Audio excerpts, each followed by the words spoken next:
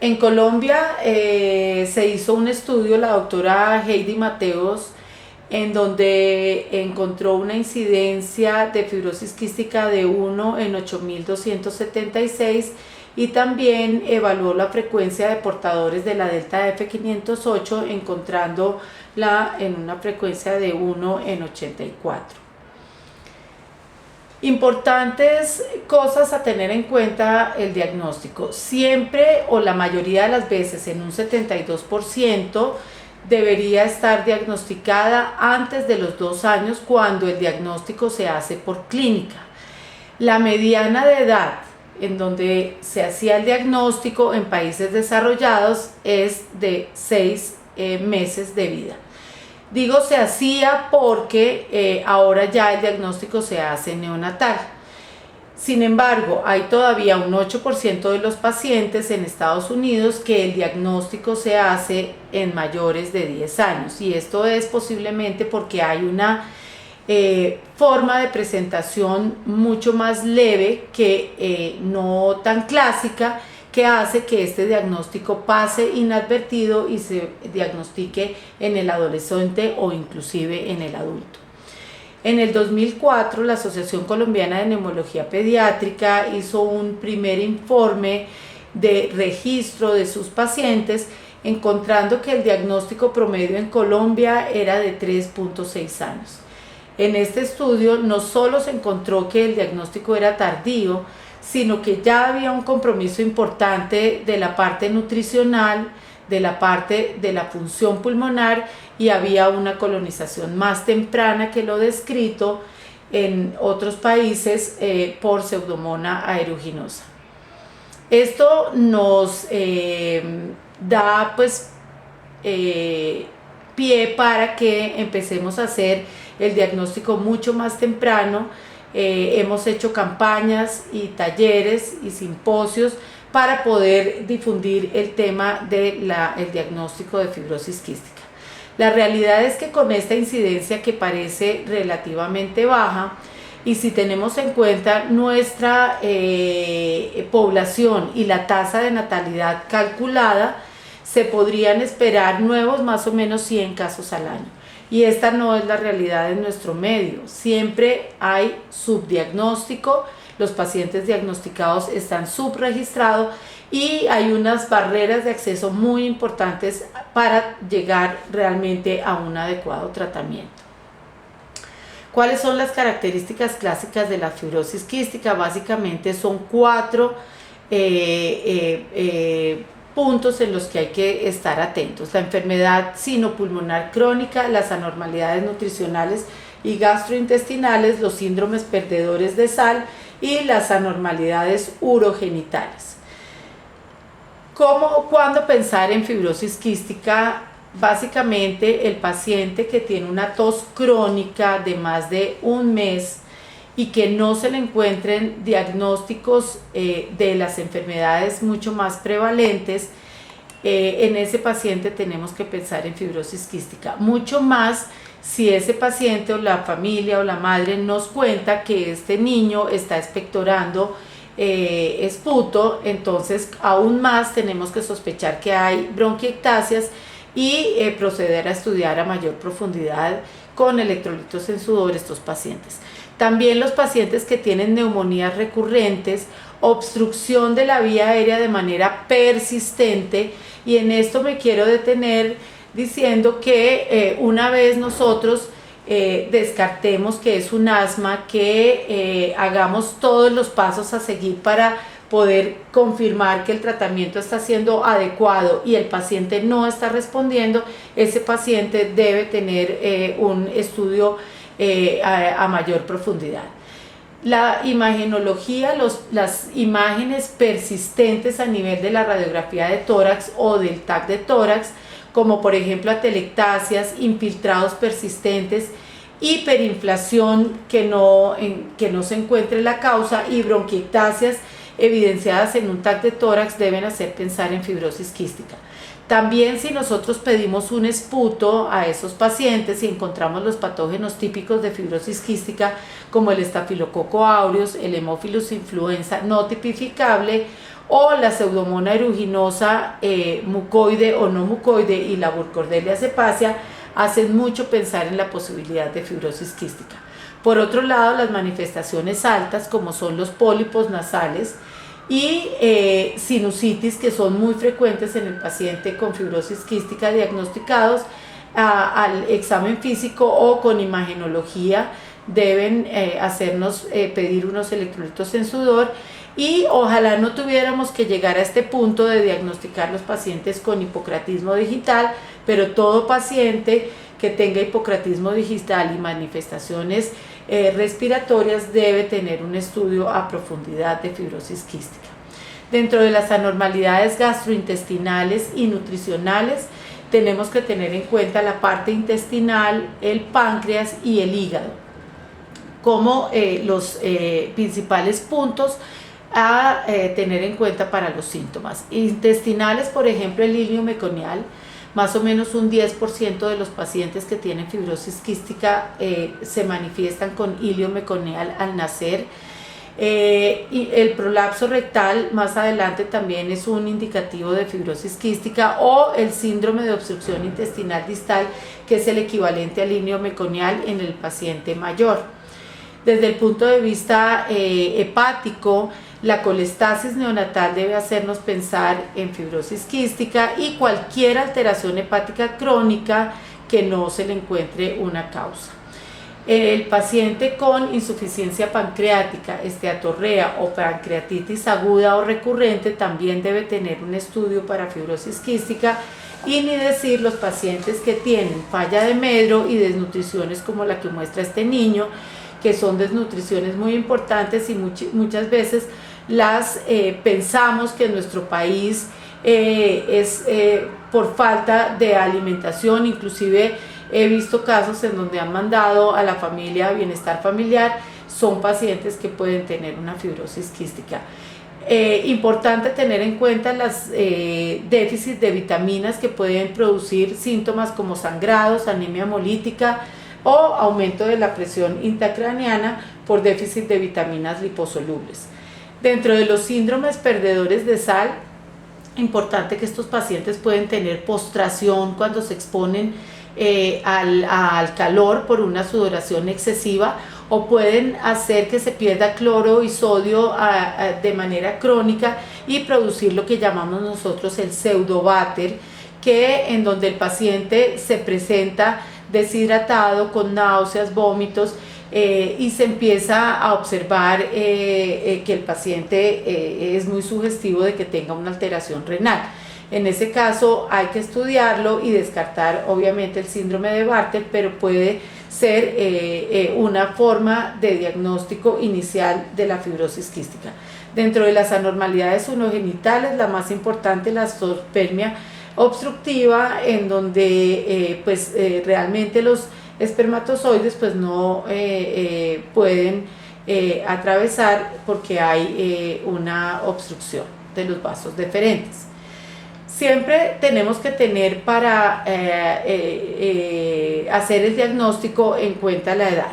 Lo primero es que pacientes que tengan una historia de alto riesgo de tener un familiar con fibrosis quística, se le debe hacer una consejería genética antes de la concepción.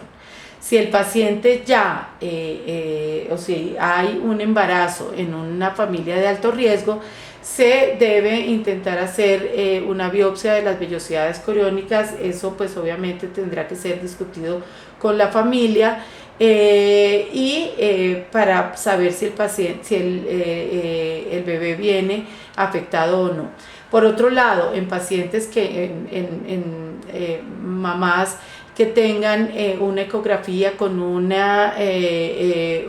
feto con un intestino ecogénico a nivel de la ecografía, hay que sospechar también fibrosis quística. A nivel neonatal, como les había dicho, las dos cosas más importantes a tener en cuenta son el ilio meconial y la colestasis, en donde siempre tenemos que pensar en fibrosis quística. El lactante se va a manifestar sobre todo por cuadros broncoobstructivos recurrentes, persistentes, o neumonías recurrentes, o las manifestaciones a nivel de la radiografía de manera persistente. A veces podemos encontrar que la mamá ha percibido el sudor salado, y si encontramos gérmenes que son sugestivos también nos hacen pensar en fibrosis quística. Si todo esto se asocia además a falla para medrar por insuficiencia pancreática, debemos sin duda pensar en fibrosis quística. Estos pacientes con insuficiencia pancreática tienen un aumento del apetito de manera, son muy voraces, y eso le puede ser una clave diagnóstica. Y en los niños mayores la expectoración, pues digamos, de broncorrea es mucho más frecuente, hemoptisis puede presentarse, y como les mencionaba anteriormente, el hipocratismo digital. Muchas veces en el adulto el diagnóstico se hace con infertilidad por estudio de infertilidad masculina, y también recordemos que puede presentarse el síndrome de obstrucción intestinal distal, diabetes o pancreatitis recurrente. Nos interesa mucho resaltar la tamización neonatal como método diagnóstico, que aunque en este momento no se está haciendo en Colombia, es ahora cada vez más el método que se utiliza en todos los países desarrollados y en vías de desarrollo también. Vamos a hablar un poquito de las técnicas de los electrolitos en sudor, que es el gold estándar para hacer el diagnóstico de fibrosis quística. Recordemos que el sudor se produce al fondo de la glándula sudorípara, se produce hiperosmolar, y al estar alterado la CFTR, que es la proteína que hace que se absorba el cloro, este cloro va entonces a emerger de la glándula sudorípara hiperosmolar también. Por eso entonces el contenido de cloro, como les había mencionado antes, elevado, es la que hace el diagnóstico de fibrosis quística. Hay pruebas que son de tamizaje, como son la prueba de Macroduct y de Nanoduct, en donde los valores normales están por debajo de 60 miliequivalentes por litro, los valores intermedios entre 60 y 80 miliequivalentes por litro, y valores anormales de más de 80 miliequivalentes por litro. Estas pruebas no miden el cloro de manera directa, sino de manera indirecta por osmolaridad o por conductividad. Entonces, la manera de realmente confirmar el diagnóstico se hace con clorimetría directa. Aquí les muestro el clorímetro, en donde nos va a mostrar pues de manera muy precisa cuánto nivel, como se mide en teoría en sangre, y en este caso, y son los valores que normalmente uno encuentra en toda la literatura, se refieren a esta clorimetría directa. Entonces los valores normales van a ser de menos de 40, en el paciente menor a 6 meses podemos tener un límite de 30 miliequivalentes, y por encima de estos ya considerarlos borderline, entre 40 y 60, y anormal más de 60 miliequivalentes por litro. Es muy importante que, para no tener confusiones con los estudios de electrolitos en sudor, la técnica sea una técnica adecuada. Entonces, para esto insistimos mucho en que los laboratorios sigan las recomendaciones de las guías, especialmente los laboratorios que tienen la clorimetría directa. Recordemos que todos tienen una fase de estimulación, de recolección y de análisis. La fase de estimulación se hace a través de la administración transdérmica de pilocarpina por iontoforesis, o sea, por corriente eléctrica, y después se hace una recolección y cuantificación del sudor, que puede hacerse por diferentes métodos, con gasa o papel de filtro, o a través de un recolector que se llama Macroduct, y que es el espiral que va recogiendo el sudor. Y por último se hace el análisis directo, como les dije, en el clorímetro, que mide directamente la concentración del sudor. Importante tener en cuenta cuándo se pueden hacer ya los electrolitos. Después de las 2 semanas de edad en el recién nacido, preferiblemente deben hacerse cuando el paciente ya tenga más de 2 kilos de peso. Recordar que la cantidad de sudor mínima cuando se está haciendo la cuantificación directa debe ser de 75 miligramos en gasa o en papel de filtro, o 15 microlitros en el espiral o coil de recolección. El tiempo máximo de recolección debe ser de 30 minutos. No podemos que el paciente dure 1 hora porque no ha terminado de sudar. Debemos cancelar la prueba y volverla a hacer en otro momento.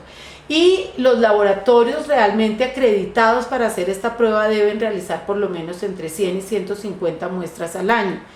Y mantener por debajo del 5% las recolecciones insuficientes. Siempre el laboratorio debe informar el tipo de técnica que ha utilizado para saber cómo el médico interpreta el estudio. Como ustedes vieron, los valores son más o menos entre 10 y 15 miliequivalentes por litro mayores en las técnicas de tamizaje que en la técnica de recolección directa. Hay muchas condiciones asociadas a falsos positivos, muchas de las cuales son fácilmente diferenciables de una fibrosis quística, y lo que tenemos que tener sobre todo en cuenta es la calidad de cómo se hacen los electrolitos en sudor. Esto es la principal factor para que haya y falsos positivos y falsos negativos. Ya entrando en el tema de los estudios moleculares para hacerles diagnóstico, los países desarrollados, cada uno tiene sus paneles de mutaciones. Este es el ejemplo, por ejemplo, del panel que utilizan en Estados Unidos de 23 mutaciones, y resalto aquí la mutación delta F508 porque en ellos casi el 70% de los pacientes tienen esta mutación, ya sea homocigota o heterocigota. Entonces, para ellos es mucho más fácil hacer el diagnóstico molecular que para nosotros. Les muestro, por ejemplo, este estudio que hizo Restrepo y colaboradores en el 2000, donde encontró en las diferentes poblaciones latinoamericanas como México, Colombia y Venezuela, en donde la incidencia de esta delta F508 era muy bajita.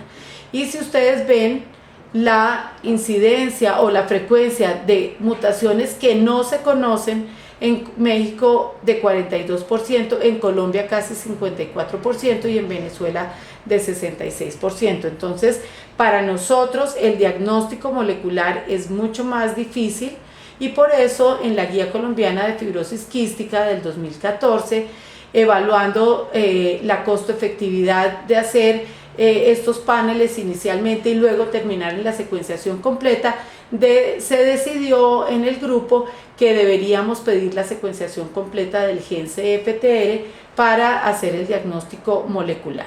Sin duda que también, así como los electrolitos en sudor, tenemos que tener un control de calidad muy importante para hacer estos estudios, y si no, pues vamos también a tener errores diagnósticos.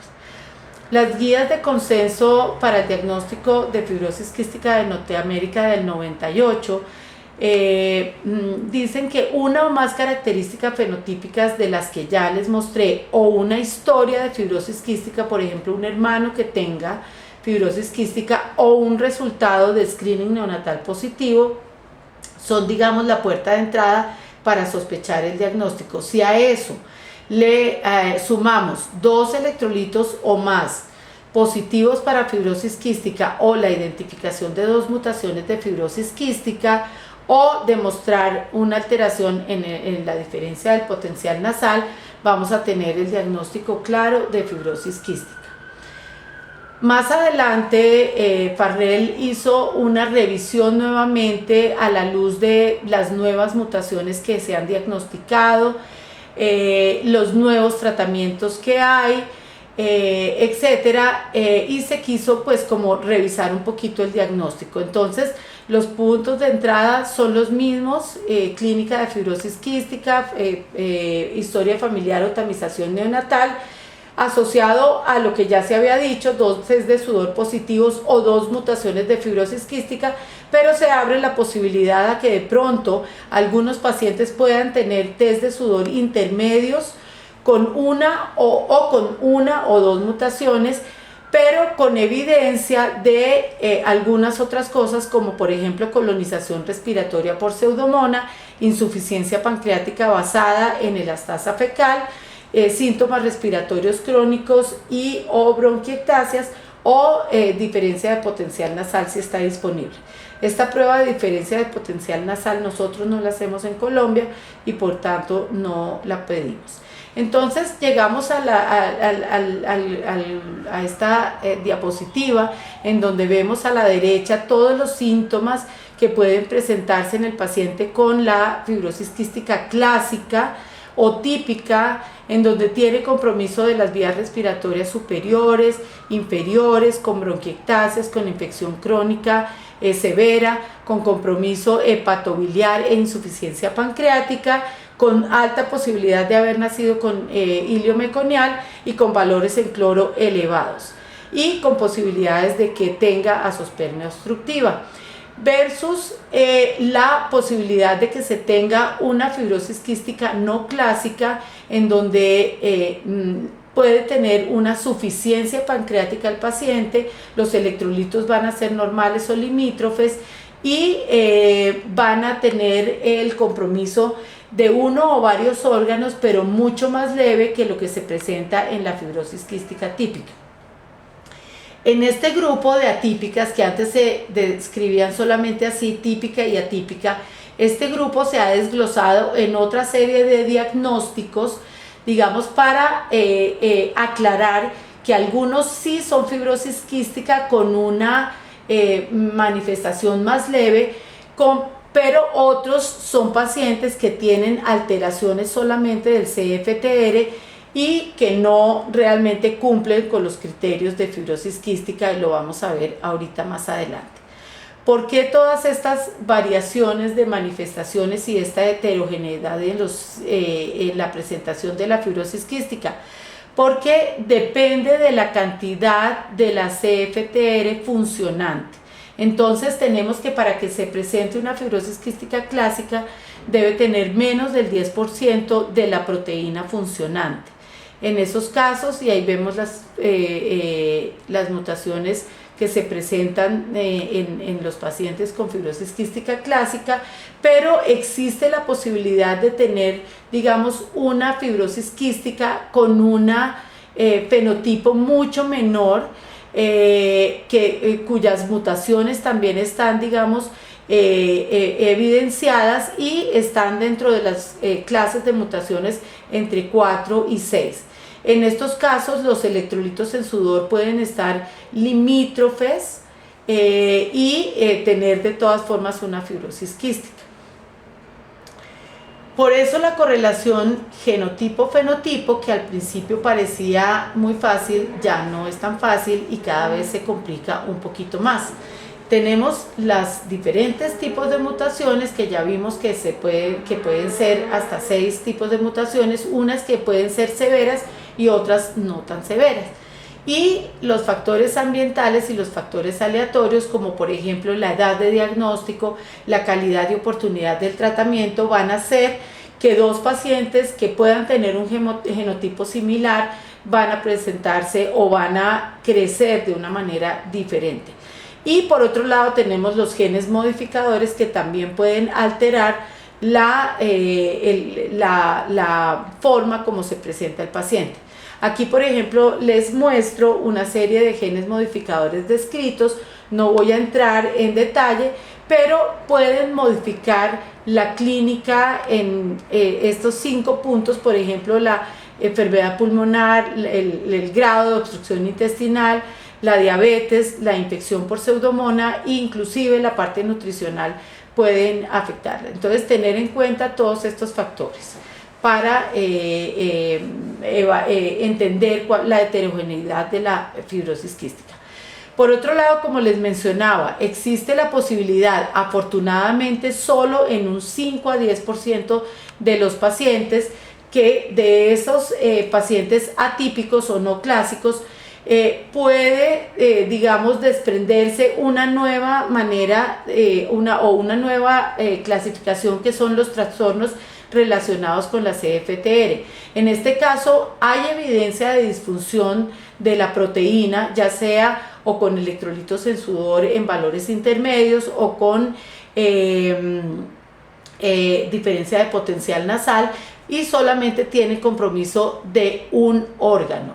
Nunca llena criterios para fibrosis quística completa y también tiene cierto tipo de mutaciones que pueden hacer pensar en estos trastornos relacionados con el CFTR. Dentro de esto se encuentra la agenesia congénita bilateral de vasos deferentes con disfunción del CFTR, la pancreatitis crónica aguda o recurrente con disfunción del CFTR y las bronquiectasias diseminadas como único síntoma.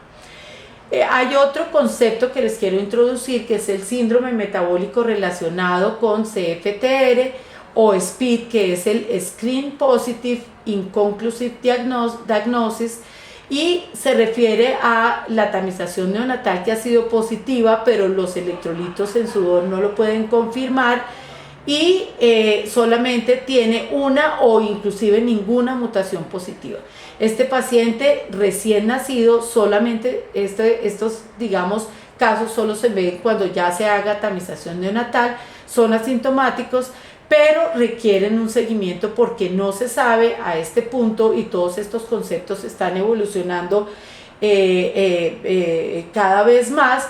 No se sabe hasta qué punto va a desarrollar en el futuro una fibrosis quística. Entonces, la otra manera diferente a los electrolitos en sudor de medir la funcionalidad del CFTR es con la diferencia del potencial nasal. Entonces aquí vemos cómo están haciendo esta diferencia de potencial nasal. No voy a entrar en detalles de cómo se hace la técnica, pero es una técnica engorrosa y que solamente se hace en laboratorios de investigación. Igualmente existe otra posibilidad. Esto se hace pues obviamente con el paciente, es casi posible poderlo hacer a un niño, pero la medición de la corriente intestinal en una biopsia rectal ex vivo es mucho más fácil para medir esta corriente sin tanto problema para el paciente. Entonces, básicamente, esto mide la actividad del CFTR y esta técnica nació en Europa y también se hace pues solo en laboratorios especializados. ¿Qué hacer con estos pacientes con dificultades diagnósticas? Hacer estudios complementarios, como por ejemplo cultivos del tracto respiratorio, pruebas de función pulmonar, ya sea espirometría, volúmenes pulmonares, imagenología tanto del tórax como de los senos paranasales pueden ayudar, y la evaluación de la posibilidad de insuficiencia pancreática, inclusive si el paciente no tiene síntomas. Es importante que hay insuficiencias pancreáticas no sintomáticas leves y que hay que tratar de detectar con elastasa fecal o esteatocrito o Sudán. Y el espermograma en adultos, en donde pues se quiera también mirar si hay alteración de la fertilidad. ¿Cómo hacer el diagnóstico diferencial cuando se están sospechando bronquiectasias?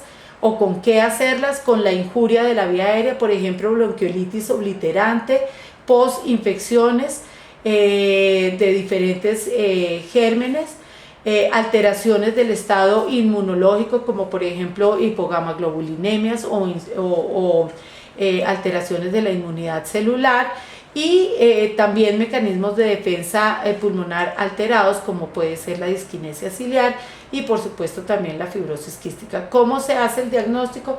Con la historia clínica completa, evaluando infecciones a otros niveles, mirando la localización de las bronquiectasias. Casi siempre en la fibrosis quística la localización de las bronquiectasias es primero en los ápices y el compromiso de otros órganos. Ya para hablarles de la parte de la tamización neonatal, les quiero mencionar que aún no la tenemos en Colombia, pero tenemos que trabajar para tener una tamización neonatal. Es cada vez más universal. Si ustedes ven en Europa, solo lo que está en blanco son los países que no lo están considerando. Ya hay muchos programas, 25 programas como mínimo en Europa. Ya en Francia y en Irlanda se hace en el 100% del país. En Australia y Nueva Zelanda también es universal. En Estados Unidos se inició en el 85, pero ya es universal desde el 2010. Y en Latinoamérica ya países como Brasil, Chile, Argentina y Uruguay ya están haciendo tamización neonatal. Esperamos que pronto tengamos la posibilidad de hacer el diagnóstico de la fibrosis quística a través de este método diagnóstico, que es el ideal. Y aquí vemos cómo en el registro americano de fibrosis quística se ha ido desde el 90 aumentando hasta casi el 60% del diagnóstico a través de esta posibilidad, y no de síntomas que ya termina siendo tardío, porque ya el paciente tiene afectación irreversible. ¿Cuáles son las ventajas? El paciente puede ser nutrido de una manera más temprana y mejor. Esto conlleva menor morbilidad, va a haber un mejor desarrollo neurocognitivo, eso está documentado todo con evidencia, mejor sobrevida, menor tasa de hospitalizaciones, lo que ahorra costos, acceso temprano a la consejería genética, mejor función pulmonar, y lo más importante, no se reconoce realmente ningún daño que se le pueda ocasionar al paciente. Existe la posibilidad de que en estos diagnósticos inconclusos a veces haya ansiedad y depresión en los padres, pero realmente se prefiere hacer este tipo de tamización para hacer el diagnóstico temprano. Como les mencionaba anteriormente, es costo efectivo y nosotros lo dejamos documentado en las guías colombianas de fibrosis quística del Ministerio de Salud del 2014.